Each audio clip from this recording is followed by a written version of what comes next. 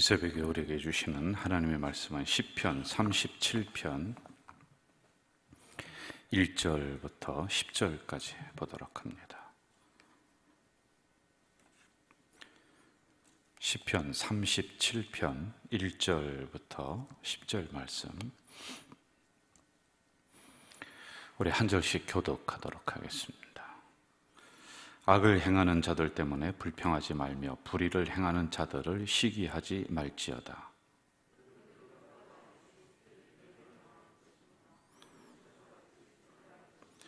여호와를 의뢰하고 선을 행하라. 땅에 머무는 동안 그의 성실을 먹을거리로 삼을지어다.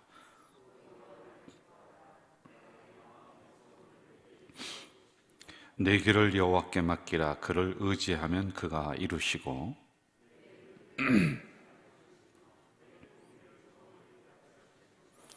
여호와 앞에 잠잠하고 참고 기다리라. 자기 길이 형통하며 악한 꾀를 이루는 자 때문에 불평하지 말지어다.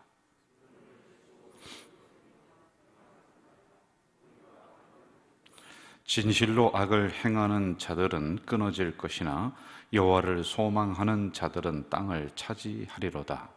잠시 후에는 악인이 없어지리니 내가 그곳을 자세히 살필지라도 없으리로다. 아멘.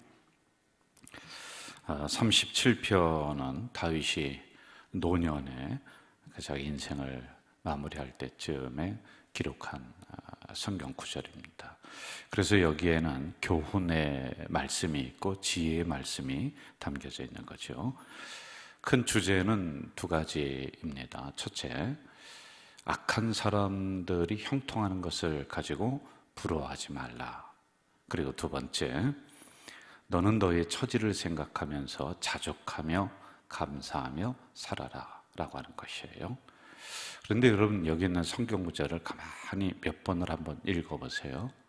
이게 모두가 누구에게 해당되는 거냐면은 이 말씀을 읽고 있는 나에게 해당되는 거예요. 그러니까 다른 사람 때문에 불평하고 뭐 그러지 말고, 그렇게 하면은 결국에는 네 자신이 손해가 난다라고 하는 이 구절로다가 초점이 모여지게 되어 있습니다. 여러분, 악하게 살아가는 사람들을 잘 보세요. 여러분과 제가 상상할 수가 없는 생각, 이 정신세계가 우리가 상상할 수가 없어요. 그 사람들은요, 그렇게 살아가는 게 그냥 자기들의 삶이에요. 거짓말 시키고 사기치고 뭐 속이고 돈 빼먹고. 또 우리가 보면은 저렇게 하고도 잠이 올까? 아니 저렇게 하고도 양심에 가책이 없을까? 이런 생각을 우리는 하는데, 그 사람들은 그냥 뭐 자기들이 살아가는 보편적인 방법, 그냥 악하게 그렇게 태어났고 악하게 살아가고 있다. 양심을 이야기하고 그 앞에서 법을 이야기하면 이 사람들은 비웃습니다. 뭐 그것 때문에 양심의 가책을 느끼면서 자기들이 회개하고, 우리 신앙 안에서 우리가 아주 순진하게 생각하는 이런 부분들이지, 저는 뭐 그쪽 세계는 제가 이론적으로만 저도 알고 있지만 하여간 이렇게 굳어져 있는 사람들이 세상에는 많이 있다라고 하는 거예요. 그러면서 그 사람들은 번창해요. 이것을 보면서 우리는 신앙적으로 이 부분을 해석을 하지 못하니까 당황합니다. 하나님 믿으면 잘 된다고 했고 형통한다고 했는데, 하나님 믿는 우리는 그렇지 않고 하나님 믿지 않는 저 사람들은, 악하게 살아가는 사람들은 잘 된단 말이에요. 돈도 잘 벌어요. 잘 먹어요. 아파트도 큰 거 가지면서 이렇게 살아갑니다. 이 문제를 성경에서는 아주 묵직하게 다루는 주제입니다. 2절로 한번 가보겠습니다. 2절 같이 읽어봅시다. 2절, 그들은 풀과 같이 속히 배임을 당할 것이며 푸른 채소같이 쇠잔할 것이미로다. 악인들의 형통은 일시적인 것이다. 그들의 무너짐은 속히 일어난다는 겁니다. 그래서 풀의 배임같이 쇠잔한다. 그리고 마른 채소같이 된다는 거예요. 자, 그러면서 우리들에게 한 4가지 정도를 이렇게 너희들은 살아가야 된다라고 아주 구체적으로 새벽에 우리에게 말씀을 해주고 있습니다. 첫째, 성실하게 살아야 된다. 3절로 한번 가볼까요? 여호와를 의뢰하고 선을 행하라. 땅에 머무는 동안 그의 성실을 먹을거리로 삼을지어다. 성실하게 살아라는 거예요. 성실이라고 하는 단어를 국어사전으로 찾아봤더니 정성스럽고 참되게 살아감. 성경적인 의미로 찾아봤더니 성실이라고 하는 것은 변하지 않는다, 참되다, 한결같이 그 자리에 있다. 이게 성실이에요, 여러분. 이를테면 직장에서 성실하다 그렇다면 직장에서 하는 직무에 변함없이 한결같은 마음으로 그 맡겨진 일에 충성스럽게 하는 것. 교회에서 성실하게 신앙생활한다라고 하는 것은 흔들리지 않고 늘 그 자리에 한결같은 마음으로 있는 게 성실한 신앙인이라고 말입니다. 이 단어를 저에게 적용시킨다면은 초심을 잃어버리지 않는 것. 이거 아니에요? 이게 성실이란 말입니다. 전도사 때나 부목사 때나 담임 목사 때나 똑같아야 되는 거예요. 오히려 더 신앙에 깊이가 있어야지만이 되죠. 교회가 작을 때나 교회가 부흥됐을 때나 사람이 교만하게 변한다. 그건 성실한 신앙이 아닙니다. 우리 교회도 임직식을 할 때 제가 우리 항전직들 머리에 손을 얹고 기도하는데 어떤 기도하는지 아세요? 이 직분은 거룩한 직분인즉 이 직분을 받을 때나 그리고 나중에나 한결같은 마음으로 충성된 종이 되게 하시옵소서라고 제가 이제 안수기도를 해요. 장로님들도 했고 권사님, 안수집사님 다 했습니다. 그런데 여러분이 기도하면은 임직자들이 그때는 무릎을 다 꿇고 얼마나 거룩하게 막 아멘하고 눈물을 흘리고, 근데 지금도 그렇습니까, 여러분? 그럼 성실하지 못한 거예요. 네? 저는 교회 머슴으로 살겠습니다. 교회 충성하겠습니다. 그런데 시간 지나면서 머슴이 아니라 주인 행세를 하는 겁니다. 자기 말 안 듣는다고, 자기 안 알아준다고, 그러면서 사람이 변하게 되는 거예요. 이것을 변질이라고 하는 거예요. 그건 성실한 게 아니지요. 오히려 여러분, 신앙이 오래되면 될수록 우리의 마음이 더 누그러져야 되고 더 신앙에 깊이가 있어야 되고 더 겸손해야 되고, 그게 성실을 향해서 걸어가는 것 아니겠습니까? 그런데 우리는 그렇지 못하는 거예요. 초심을 잃어버리는 거예요. 목사도 그렇고 여러분들도 그렇고, 그러면 성실한 신앙인이 아니다라고 하는 겁니다. 악한 사람이 잘 되든 형통하든 너는 너의 걸어갈 길이 있다는 거예요. 성실하게 네 길을 걸어가라는 거예요.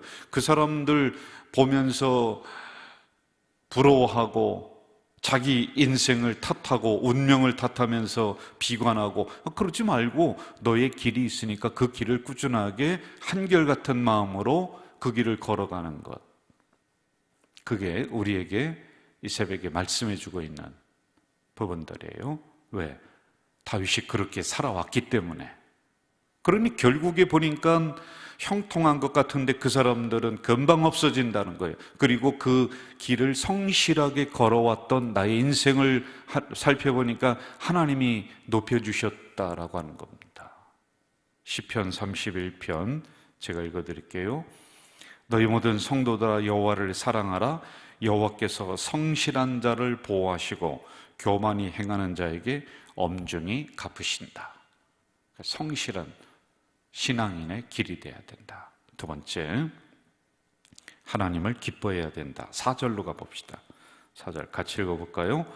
또 여호와를 기뻐하라. 그가 내 마음의 소원을 내게 이루어 주시리로다. 여기서 기뻐하라고 하는 단어는 히브리어 아나그라고 하는 단어를 사용했습니다. 이 단어는 세 가지의 뜻이 있어요. 부드럽다, 유연하다, 즐거워한다. 그러므로 이 4절을 이렇게 표현해도 됩니다. 하나님으로 인해서 마음이 부드러워진다. 하나님 때문에 기뻐하며 살아간다. 이런 뜻입니다. 악한 사람, 거짓으로 인생을 치장해서 다른 사람 걸 쏙 빼먹으면서 부하게 되는 것 보면서 한편으로는 마음이 속상하죠. 쓰리죠. 딱딱하게 굳어지죠. 하나님은 왜 저 사람에게 이놈하고 심판 안 하실까? 왜 나를 이렇게 형통하지 못하도록 열심히 살아가는데 왜 이렇게 만들까? 아, 하나님이 문제구나. 하나님이 제대로 인간을 잘 못 보시는구나. 이렇게 생각하며 내 신앙이 굳어질 수가 있습니다. 그런데 그렇게 하지 말라는 것. 부드럽게 마음을 가져야만이 된다. 왜요? 본질이신 하나님을 우리들 마음속에 모셨으니까 여러분 부드러운 마음으로 이렇게 살아가야 돼요. 하나님 때문에 기뻐하면서 우리가 살아가야 될 이유가 있는 겁니다. 세 번째, 여러분의 길을 하나님에게 맡겨야지만 된다. 5절입니다. 같이 읽어볼까요? 5절. 내 길을 여호와께 맡기라. 그를 의지하면 그가 이루신다. 먼저 좀 구분을 내야 될 것 같아요. 내 길을, 여러분 길이란 무엇일까요? 인생 여정을 말하는 겁니다. 여러분이 지금 걸어가고 있는 50평생의 인생 여정, 앞으로 남은 50년이라고 하는 이 여정, 이것을 하나님에게 맡기라는 거예요. 그 안에 일어나는 모든 계획들, 행사들, 그리고 모든 사건들까지도 하나님에게 다 맡기라. 여러분, 맡긴다는 의미는 또 뭘까요? 제가 이제 교회를 섬길 때 우리 부목사님들에게 일을 이렇게 맡깁니다. 그럼 제가 그 일을 맡기고서 나는 뒷짐짓고 잘하나 못하나 감시하고 안 해요. 그 일을 잘 되도록 저는 옆에서 또 조력자가 됩니다. 또 어드바이스를 제가 하거든요. 그리고 그 일이 약간 좀 어려울 때는 그 일을 터주기도 하고 이끌어주기도 하는 그런 역할을 한단 말입니다. 내 편에서 잘 되도록 해줘야 될 역할이 있어요. 이게 맡긴다라고 하는 의미예요. 그래서 맡긴다라고 하는 단어는 갈랄이라고 하는 단어를 사용했는데 흘러내려오다, 흐르도록 만든다. 내 편에서요. 여러분, 물이 잘 흐르도록 제가 또랑도 쳐줘야 되고 흙더미도 치워줘야 되고 그래야지 이 물이 잘 흘러서 다음으로 흘러내려간다는 말입니다. 이런 역할이에요. 그러면은 하나님이 이루어주신다. 내 인생을 맡겨라. 그리고 하나님이 이루어주신다는 겁니다. 악하게 살아가는 사람들이 왜 나중에 결말이 안 좋은 줄 아십니까? 이걸 흐르지 않도록 막아놓는 거예요. 막아놓습니다. 맡기지 않습니다. 그러니까 물질도 막아놓고 자기 인생도 막아놓으니까 결국에는 고여 있습니다. 고이니까 썩는 거예요. 그리고요, 하나님이 적극적으로 악한 사람의 그 길은 막습니다. 하나님이 막아요. 본인도 막지만은 하나님이 그 인생을 형통하지 못하도록, 흐르지 못하도록 막아버리는 거예요. 악한 사람이 자자손손 잘 먹고 잘 사는 거 많지 않습니다. 왜? 하나님이 막으시는 거예요. 거둬가시는 거란 말이에요. 네 번째, 우리가 어떻게 살아가야 되는가? 분을 그치고 감사하며 살아야 된다. 8절로 가보겠습니다. 8절 같이 한번 읽어봅시다. 시작. 분을 그치고 노를 버리며 불평하지 말라. 오히려 악을 만들 뿐이라. 여러분, 왜 분한 마음이 드는 줄 아십니까? 비교하는 데서부터 분한 생각이 들어옵니다. 이 비교하면은 나는 초라해질 수밖에 없어요. 비교는 사단이 주는 겁니다. 악한 세력이 우리에게 비교의식을 넣어주는 거예요. 그래서 항상 다른 사람이 가진 것과 비교합니다. 여러분, 우리 가져야 제일 공동체는 우리 공동체로서의 소중함이 있어요. 우리 교회를 주한교회와 비교할 필요가 없어요. 거기와 비교하는 즉시 우리는요, 아주 초라한 작은 집뿐이 안 돼요. 초가상간뿐이 안 되는 거예요. 초가상간도 내 집이니까 내가 감사하며 살면 되잖아요. 그래서 비교는 악한 사단이 주는 것이다. 그러면 분한 마음이 올라와요. 인생을 헛살은 것 같아요. 절대 여러분 비교하지 마십시오. 내 스스로 만족하는 자족하면서 감사하며 살아가야 돼요. 특별히 물질 관계에 있어서는 비교하면 안 돼요. 그러면은 나는 능력이 없는 존재, 나는 복도 지지리도 없는 인생, 내 타고난 복은 이것뿐이 안 되는가 보구나, 이렇게 생각해요. 그리고 물질이 좀 있는 사람 앞에 가서는 굽신거리게 되는 게 우리의 심리입니다. 여러분, 물질은요, 있다가도 없고 없다가도 있는 거예요. 하나님이 필요하니까 그 사람 주셨을 거고, 나에게는 물질 대신 다른 것을 주셨을 것이고, 가만히 한번 살펴보세요. 그래서 물질 가지고는 비교할 필요 없어요. 우리가 다른 사람 밑에 가서 굽신거릴 필요 없어요. 그렇게 한다고 해서 그 사람이 우리 빵 하나 더 사주고 그럴 줄 아십니까? 천만에요. 당당하게 여러분 임해야 돼요. 그동안에 비교하다 보면은 받은 은혜도 우리는 부정하게 됩니다. 이상하게 그렇게 돼요. 제가 목회를 하면서 참 인생을 배우고 있는 것, 인간을 배우고 있는 것 중에 하나가 뭐냐면은 사람의 습성은 그동안에 받은 게 어마어마한데 난 안 받았대요. 여러분 한번 인간관계를 잘 살펴보세요. 내가 저 사람에게 밥을 산 게 10번은 됩니다. 그런데 그 사람이랑 얘기해 보세요. 꼭 2번뿐이 자기는 얻어먹은 적이 없대요. 나는 10번을 샀는데, 분명 10번이라고 살 때마다 헤아렸는데 나는 2번만 얻어먹었대. 자기가 받은 건 생각 안 해요. 그게 인간입니다. 그 사람이 잘못된 게 아니라 이게 인간이에요. 나는 준 거만 생각이 나요. 준 거만요. 그리고 그 준 거는 사실입니다. 그런데 받는 입장에서 보면은 받은 거는 생각이 안 납니다.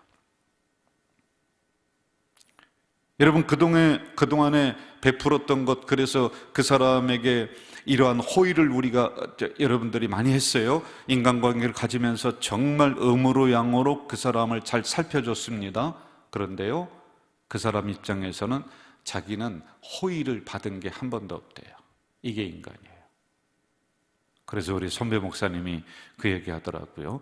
목회를 할 때 10번을 잘해주다가 그 성도에게 한 번 잘못하면은 그 한 번 때문에 시험 들고 교회 떠난다.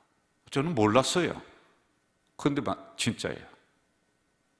10년 동안 정성을 다해서 열심히 신방하고 열심히 기도하고 그분을 위해 기도한 게 제 자식보다 더 많이 기도했습니다. 그런데 어느 순간 제가 비유를 드는 거예요. 우리 교회 성도가 아니라요. 비유를 드는 거예요.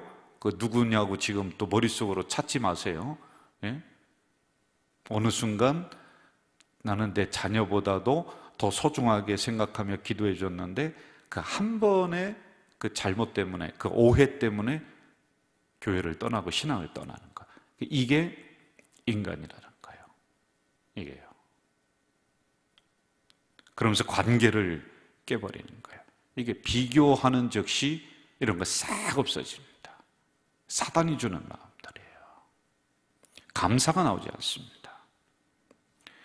여러분, 출애굽한 백성들이 하나님으로부터 받은 은혜 이루 말할 수 없습니다. 하루도 거르지 않고 날마다 하나님의 은혜가 임합니다. 그럼에도 불구하고 그들은 감사가 점점 없어집니다. 불평하게 되지요. 그래서 광야에 머물게 하나님이 하십니다. 그리고 결국에는 불평하는 민족은 가나안 땅에 들어가지 못하도록 광야에서 다 죽게 만듭니다. 이 정도로 된다는 겁니다. 그러면 여러분, 분을 내면서 불평하지 마세요. 그냥 나에게 있는 것 바라보면서 자족하면서 감사하며 살아가야지만이 된다는 거예요. 그래서 감사하면 기적이 일어나는 겁니다. 10절로 가면서 마무리해 보겠습니다. 10절 같이 읽읍시다. 잠시 후에는 악인이 없어지리니 내가 그곳을 자세히 살필지라도 없으리로다. 이겁니다. 잠시 후에는 그들이 없어진다는 거예요. 이게 진리입니다. 그들이 형통한 것 같아도, 그들이 복을 많이 받는 것 같아도 그렇지 않다는 거예요. 성실하게 살아온 다윗의 인생이 마지막 결론에 가서 하나님이 올려주시고 처음에는 잘 되는 것 같고 형통한 것 같은 그 악인들은 금방 없어진다는 거예요. 2세대, 3세대를 자녀까지 넘어가지도 못한다는 겁니다. 그 가지고 있는 금은 보화가 말이에요, 여러분. 그것을 자세히 살필지라도 찾지 못하도록, 어디 갔는지 찾지 못하도록 만드신다. 그러므로 악한 사람 잘 되는 것 보며 비교하지 마세요. 부러워하지 마세요. 지금 나에게 있는 것, 내 자녀, 내 가정, 그것 보면서 감사하며 살아가는, 그리고 나에게 주신 건강, 왜 나는 무릎이 아프고 나는 막 사지가 쑤시는가, 다른 사람 보면서 그렇게 비교하지 말고요. 아, 젊었을 때 내가 이렇게 건강하게 잘 살았지, 그러면서 감사하면서 오늘 하루도 사시기를 주의 이름으로 축원합니다. 여러분, 이 시간에 우리가 새벽에 나왔어요. 통성으로 또 기도할 겁니다. 제가 3가지 기도 제목 드릴게요. 감사하면 기적이 일어납니다. 악한 사람 잘 되는 거 불평하지 말고 감사하십시오. 그리고 2번째, 우리 가족 공동체가 오는 주일부터 예배를 다시 재개합니다. 방역을 지키면서 예배를 진행하자. 여러분, 99명이라고 하는 이 학계가 있습니다만은 우리가 모여서 예배 드릴 때 하나님의 임재가 임하고 모든 성도들이 이 예배의 중심으로 다시 모일 수 있도록 기도해 주시고요. 그리고 3번째, 여러분들이 가지고 나온 기도 제목들이 있습니다. 새벽에 졸다가만 가지 마시고 부르짖어 다윗처럼 성산에 올라와서 통성으로 기도하고 그리고 돌아가시기 바랍니다. 다 함께 통성으로 기도하겠습니다. 전능하신 아버지 하나님, 이 새벽에 연약한 저희들을 깨워주시고 하나님의 말씀으로 다시 한번 우리의 마음을 기경시켜 주시니 감사합니다. 오늘 다윗이 노년에 기록했던 귀한 교훈의 말씀, 지혜의 말씀을 가지고 함께 묵상을 했습니다. 하나님, 악한 사람이 잘 되는 것 부러워하지 말고, 그들을 보며 분노하지 말고, 그들을 보며 불평하지 말고, 지금 나에게 있는 것 바라보며 감사하며 살아가는 우리 인생들이 될 수 있도록 주여 도와 주시옵소서. 감사하면 기적이 일어납니다. 감사하면 기적이 일어납니다. 지금 하나님이 감사의 기적 운동을 우리가 벌이고 있습니다. 이것을 통하여서 우리 성도들 가정이 기적의 역사가 일어나게 하시고, 우리 성도들 자녀들 속에 기적의 역사가 일어날 수 있도록 주여 도와 주시옵소서. 우리의 입에서는 어떻게 하든지 감사가 나올 수 있도록, 주님, 악한 사람 잘 되는 것 보면서 불평하는 것이 아니라 지금 나에게 있는 가정, 지금 나에게 있는 자녀, 지금 나에게 있는 건강, 지금 나에게 있는 물질을 보며 감사하며 살아가는 우리 공동체가 될 수 있도록 주여 도와 주시옵소서.